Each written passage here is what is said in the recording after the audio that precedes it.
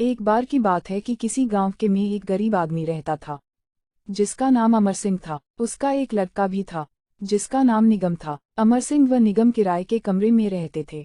उसकी पत्नी का देहांत एक गंभीर बीमारी के कारण हो गया था, जिसके इलाज में काफी रुपए लगे थे।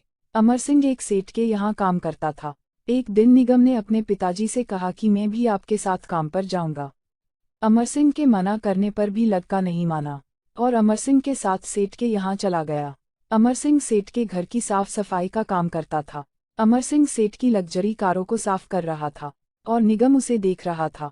निगम यह सब देखकर सोच रहा था कि कभी हमारे पास भी ऐसी गाड़ियां होगी और मेरे पिताजी उनमें बैठेंगे। एक दिन निगम के स्कूल में अध्यापक ने सभी बच्चों को उनके सपनों के बारे में, जो आप बनना चाहते हो, उस पर निबंध लिखने को कहा। अगले दिन सभी बच्चे अपनी अपनी जो उन्होंने सपने थे उन पर निबंध लिख कर ले आए। अध्यापक ने सभी के निबंध देखे और पास कर दिए।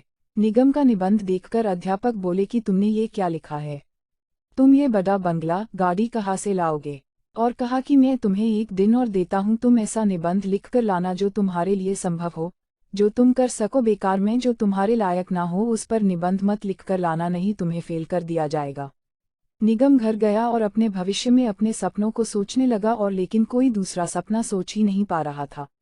अगले दिन स्कूल में अध्यापक को निबंध दिखाया और बोला कि सर, आपको फेल करना है कर दो, मेरा तो ये ही सपना है कि मेरे पास बड़ा बंगला, गाड़ी होगी और मैं एक बड़ा अफसर बनूंगा। मैं अपना सपना बदलने वाला नहीं हूँ। अध्यापक ने ये सब सुनकर निगम को फेल कर दिया। निगम ने अपनी पढ़ाई में बहुत मेहनत की, सभी परीक्षा में अव्वल आता था। कुछ सालों बाद एक ऑडिटोरियम में बहुत से लोग स्पीच सुनने के लिए आए हुए थे, जिनमें निगम के अध्यापक भी थे और जो स्पीच दे रहा था वो था एक बड़ा अफसर निगम। निगम ने अपने अध्यापकों को देखा और पास जाकर अध्यापक से बोला कि मैं वही लड़का हूँ जिसको आपने निबंध लिखने पर फेल कर दिया था। आज मैं कलेक्टर बन गया हूँ, मेरे पास गाड़ी है, बंगला है, जिसके मैं सपने देखता था। अध्यापक को बड़ी शर्मिंदगी महसूस हुई। ये छोटी सी कहानी हमें सिखाती है कि हमें जो करना है सिर्फ वही करना है और सिर्फ वही करना है। उसे करने के लिए पूरी मेहनत करनी चाहिए।